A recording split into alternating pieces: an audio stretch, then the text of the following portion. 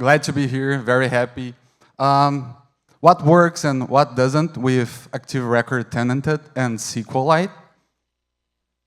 Who am I? My name is Miguel. I am a tech leader at CodeMiner42. You can scan the QR code. It will lead to my beacons there. Okay, so CodeMiner42 at the software boutique. Our main focus is on JavaScript and Ruby on Rails. You can check more about on our website. Okay, I am the lunch gatekeeper, so don't be worried about it. I am taking care of our time.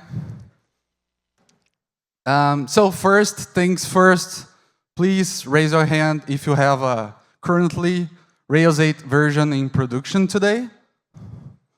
Okay, you need to update that, guys, please. Okay, again, who has a production application with SQLite? Okay. Now, who has an application in production with tenancy in any level? Okay, cool. Because as our application grows in popularity and usage, we will need to handle our new users and their data, right? And one of the ways we can do that is by scale on the database level. Rails already have a lot of toolings to help us to deal with multiple databases. Okay, first, I don't want to sell you a tenant solution. If you need it, you already know about it. But let's put everyone on the same page. So a tenant is a group of users that shares common access to and privileges. And we want that data to be isolated so we can ensure data security and privacy. Okay, as I just mentioned, Rails has a lot of things to do with multiple databases. I won't go through them, just to make a note about it. Okay, our example application is a healthcare management system that need to address a lot of critical points regarding data isolation.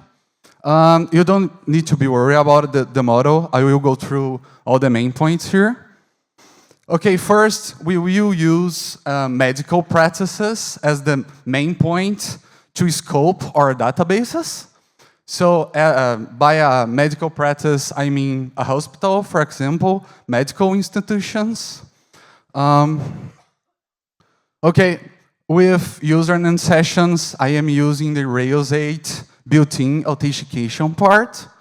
And each user is a staff member that could be a medical professional, like a doctor. And each staff member will be responsible for an appointment. And each appointment is linked to a patient. And a patient could have multiple appointments. Okay, we already have a friendly neighborhood with gems that are over there solving the tenancy we have on Rails. The first one, the act as tenant, that it's been there for almost a decade, I guess. It's not a problem, but it's not receiving a lot of updates recently. And the way it deals with it, it's row-level multi-tenancy. The data will be all in one place, all in one database, but you can have a customer ID and the gem will deal to you by querying by that customer ID, but everything will run on the same database. And it has a very limited integration with the rest of the Rails framework. I will talk about that in a minute. Also, as I told, it's not receiving a lot of updates. Apartment that extends the ActiveRecord to make dynamic connections, but it predates the Rails thread-safe sharding model, and that's a problem. We want to be able to work with the up-to-date things. It already has a alpha version to be released with Rails 8 compatibility, but it's still not there. and also has a very limited integration with the rest of the Rails framework. Okay, so our gem, ActiveRecord Tenanted, because the Rails ecosystem is just growing, right? We just saw Herb and Basecamp. It's also open sourcing a lot of their internal toolings. ActiveRecord Tenanted, it's one of them. And it's trying to make the heavy lifting to you so we can work on your application without needing to care if you are tenanted or not. And it extends the Rails framework, and it will do its magic. Okay, so our project installed the gem, and I will go through all the default configurations. You can see here for our example, we will have a global database that will handle the medical practices and our sessions. And our primary database will handle all the rest, the user stuff, the staff member, the appointments. You can see that I'm doing two things. We need to flag the primary database as tenanted, right? And we are injecting, I can point, right? Someplace. Oh, yeah. Okay, so we are injecting our tenant slug here. So we can see on my local machine, I have 3 medical practices, each one already having its own database. And our development global one that will share the sessions and practices. Okay, just the full configs here. The global record will write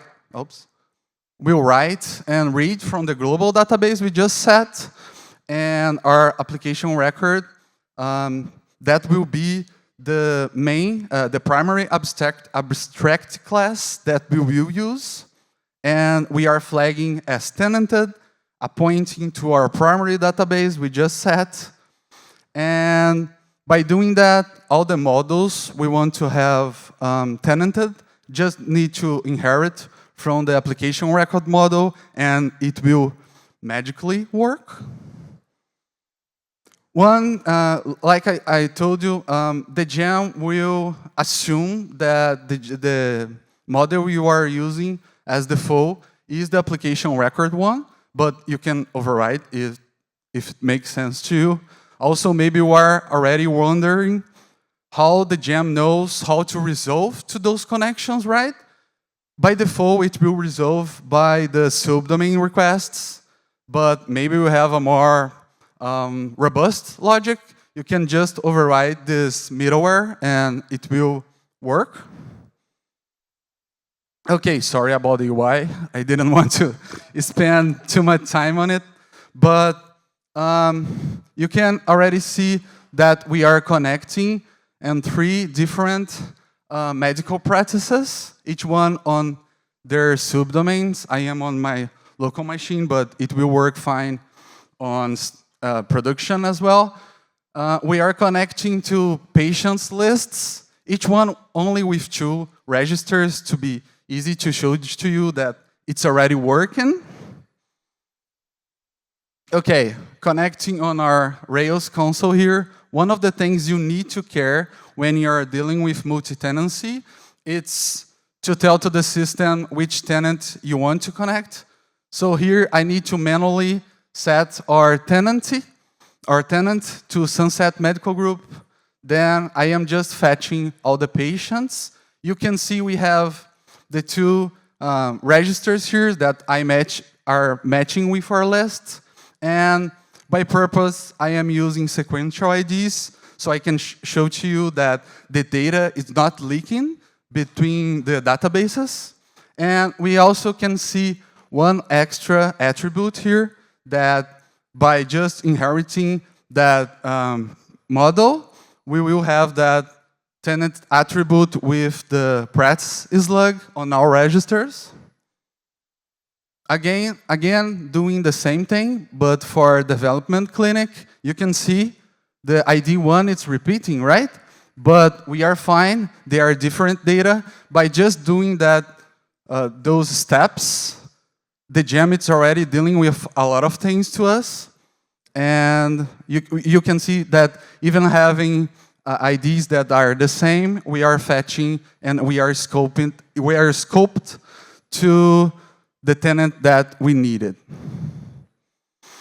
When I mean the rest of the Rails framework, it's because the gem extends the Rails as a whole, and also it's doing a lot of work on the rest of the Rails framework, all the other stuff that we need to use.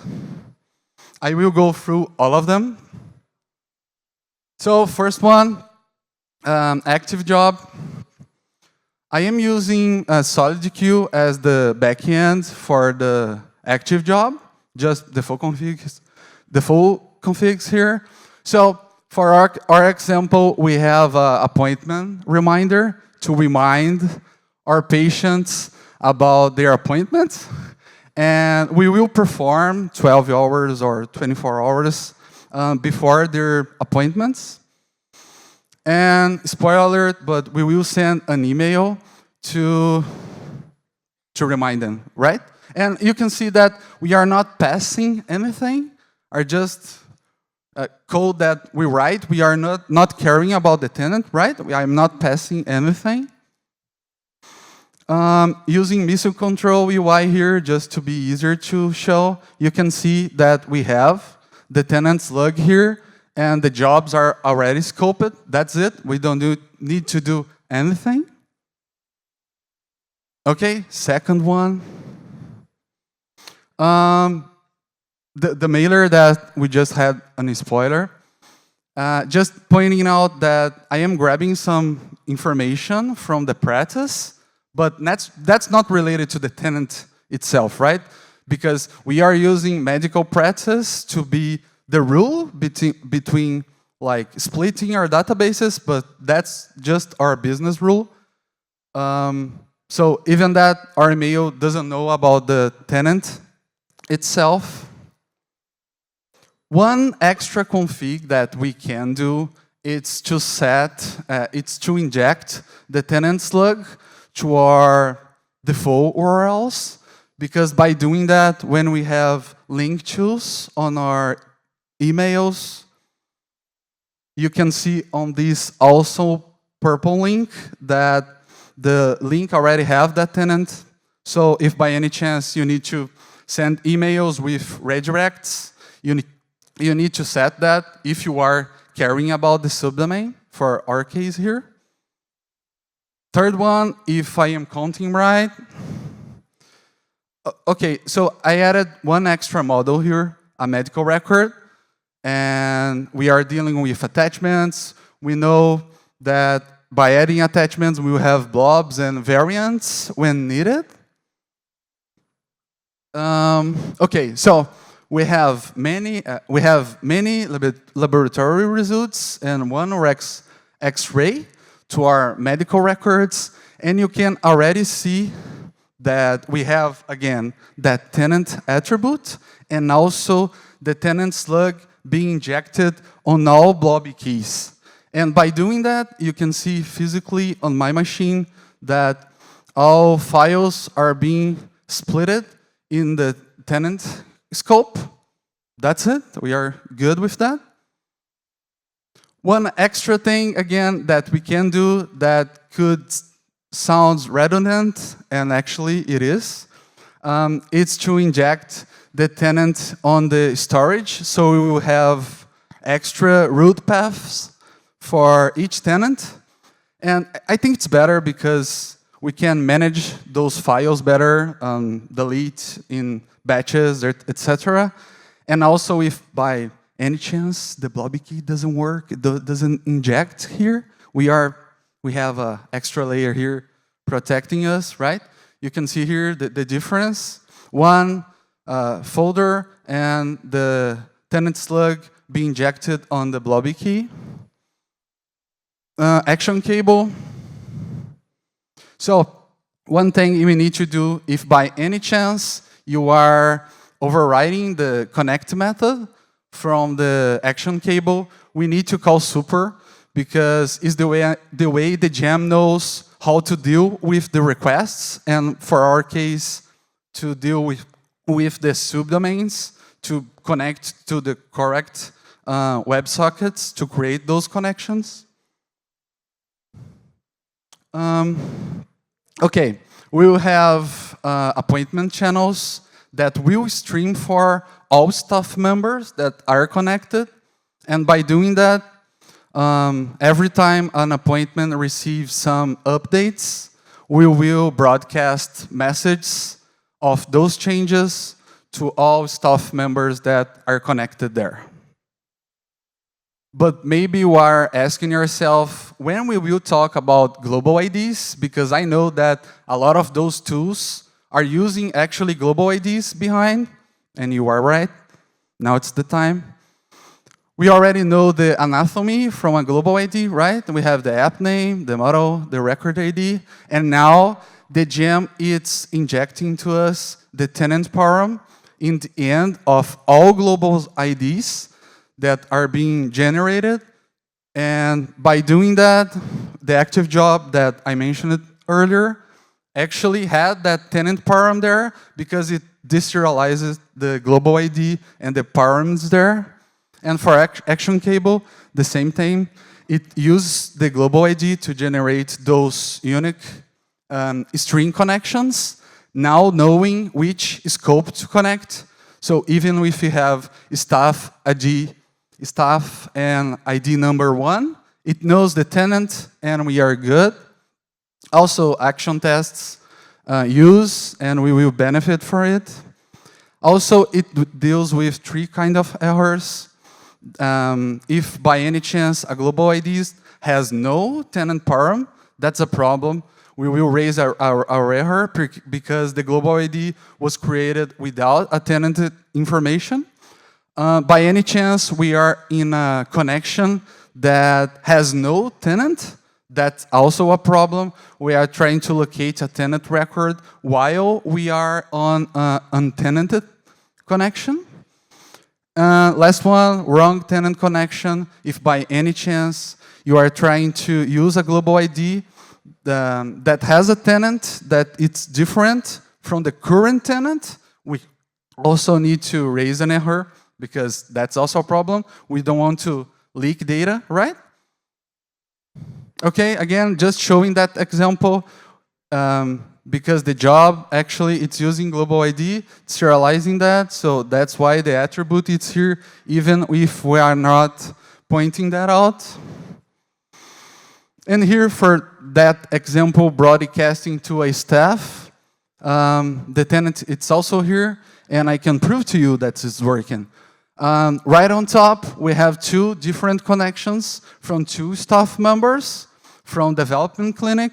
You can see that I'm doing changes to appointments, and by doing that, we are broadcasting those changes, and each one is receiving those toast messages, and you can see right below doing the same thing, and you can see the messages are only reaching the tenant that it's receiving those changes, right? So that's it. It's also working.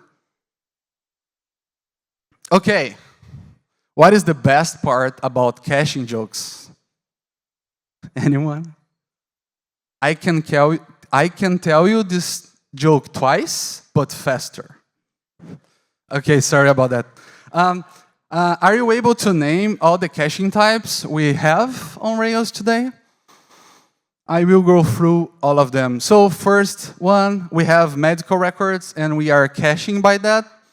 And you can see that we are missing that cache, and we need to write that fragment. You can see here on the cache key that the gem is also dealing with that and injecting the tenant slug here, just working. Same thing for collection caching.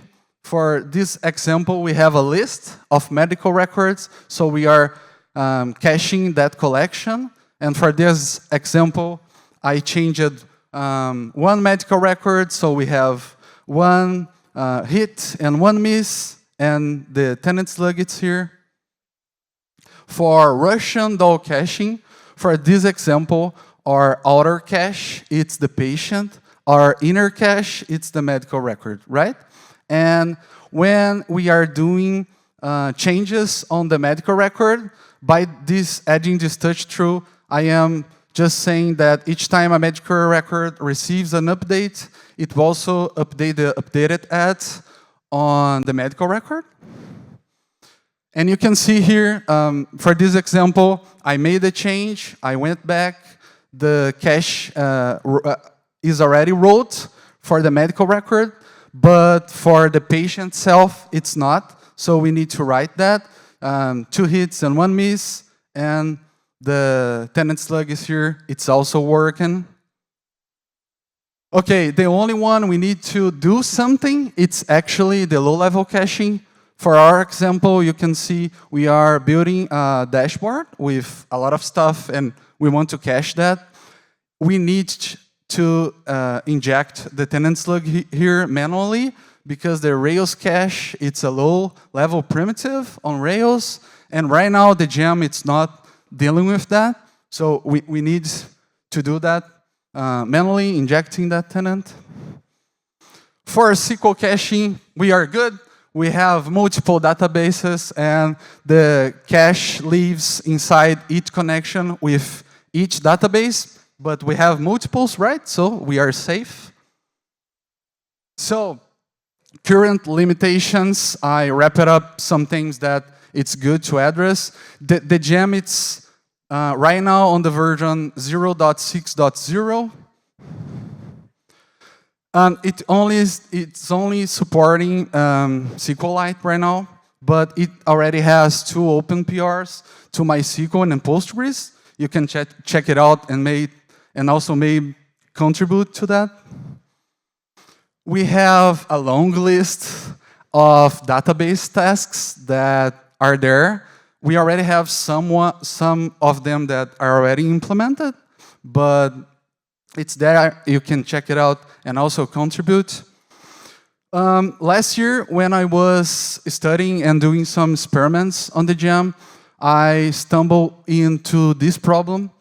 I was thinking to have one secondary database, so maybe we can put all the medical records on another database and also have that tenanted. But we have a support limitation to that currently, because Rails has that shard swapping prohibition, sorry. And also Mike at 37 Signals discovered that they also needed that at their Fizzy product, their Kanban product. And he made a update upstream on Rails to make those swapping a little bit flexible, but the gem doesn't have that yet. So also, all the key concepts from this talk today, maybe something didn't ring a bell, and I will pin the project on my GitHub profile with those slides and on an issue there, and you can study later. Maybe ask questions, I will be there. Cool, what is the best part about caching jokes? I can tell you the same joke again, but faster. Obrigado.